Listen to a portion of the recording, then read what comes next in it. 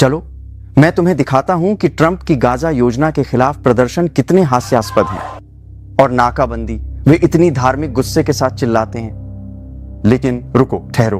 Trump वास्तव में कहते हैं ठीक है चलो गाजा को खोलते हैं। तुम नाकाबंदी के बारे में बात कर रहे हो, चलो गाजा को खोलते हैं, फिलिस्तीनियों को जाने दो, चलो इस जगह का पुनर्निर्माण करते हैं, उन्हें एक भविष्य दो। और अचानक वे चिल्लाने लगते हैं नहीं नहीं, ये एक युद्ध अपराध है। क्या तुम मजाक कर रहे हो? इसका मतलब समझ में आना चाहिए। ये लोग समाधान नहीं चाहते, वे गाजा को एक राजनीतिक हथियार के रूप में रखना चाहते हैं। उन्हें फिलिस्तीनियों की परवाह नहीं है, क्योंकि अगर वे ऐसा करते तो वे एक योजना का समर्थन करते जो फिलिस्तीनियों को हमास के तहत उत्पीड़न से बचने का मौका देती। सच्चाई, वे प्रो हमास हैं, प्रो फिलिस्तीनी नहीं।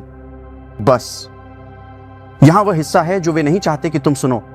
मध्य पूर्व दशकों से एक दुःस्वप्न में फंसा हुआ है, क्योंकि कोई भी कुछ अलग करने की हिम्मत नहीं करता। तो यह योजना किस बारे में है? तो जब इजराइल हमास को समाप्त कर देता है तब अमेरिका गाजा पट्टी पर अस्थायी नियंत्रण लेता है। फिलिस्तीनी स्वेच्छा से सुरक्षित स्थानों पर स्थानांतरित होते हैं और गाजा को जड़ से पुनर्निर्मित किया जाता है। हम घरों, नौकरियों और अवसरों की बात कर रहे हैं। और अंदाजा लगाओ, क्या कोई अमेरिकी नहीं, करदाता का पैसा इसमें शामिल है। धनी अरब देश इसके लिए भुगतान करेंगे। मान लेते हैं बेशक कि उन्हें वास्तव में फिलिस्तीनियों की परवाह है, जैसे कि वे दावा करते हैं, लेकिन कार्यकर्ता कहते हैं अंतरराष्ट्रीय कानून, जातीय सफाई। ओह सच में, जब हमास मानव ढाल का इस्तेमाल कर रहा था या उन फिलिस्तीनियों को मार रहा था जो उनका विरोध करने की हिम्मत करते थे, तब सारी ऊर्जा कहां थी? या जब मानवतावादी सहायता चुराई गई थी, जब बंधक वापस आए तो वे होलोकॉस्ट के बचे लोगों की तरह दिख रहे थे, तब उनकी ऊर्जा कहां थी? सन्नाटा भयानक था, पाखंडी। ये ही कार्यकर्ता गाजा को एक खुले जेल के रूप में बताते हैं। मैं कह रहा हूं, अगर गाजा एक जेल है तो क्या आपको लोगों को बाहर जाने की इच्छा नहीं होनी चाहिए? ट्रंप की योजना बिल्कुल यही करेगी। फिलिस्तीनियों को अपने जीवन को फिर से बनाने की स्वतंत्रता दें।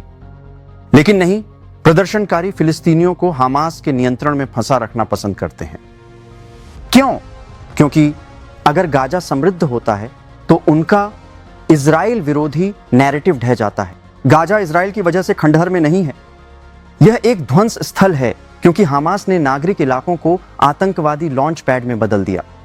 50 मिलियन टन से ज्यादा मलबा, और वे अभी भी सोचते हैं कि हमास को नियंत्रण में होना चाहिए। यह बस पागलपन है। ट्रंप की योजना परफेक्ट नहीं है, लेकिन यह समझ में क्यों आती है? ये हैं कारण। पहला, यह असली शांति का एक मौका देता है। हमास का कोई नामो निशान नहीं, आतंकवादी सुरंगें नहीं। गाजा आखिरकार एक बेहतर भविष्य, नौकरियों, शिक्षा और सुरक्षा पर ध्यान केंद्रित कर सकता है। दूसरा, यह फिलिस्तीनियों को उत्पीड़न से मुक्त करता है। गाजा के लगभग आधे युवा बाहर जाना चाहते हैं। उन्हें आतंकवादी शासन के तहत जीने से काफी हो चुका है और यह योजना उन्हें वह मौका देती है। तीसरा, यह अरब नेताओं की पाखंड को उजागर करता है। दशकों से उन्होंने फिलिस्तीनियों का उपयोग राजनीतिक मोहरे के रूप में किया है ताकि इजराइल पर दबाव बनाए रखा जा सके। अगर यह योजना सफल होती है तो यह पूरी कहानी बिखर जाएगी। वे बदलाव से डरते हैं क्योंकि यह शायद शांति ला सकता है और सबको दिखा सकता है कि इजराइल समस्या नहीं है। क्या हम दुनिया के दोहरे मानकों के बारे में बात कर सकते हैं?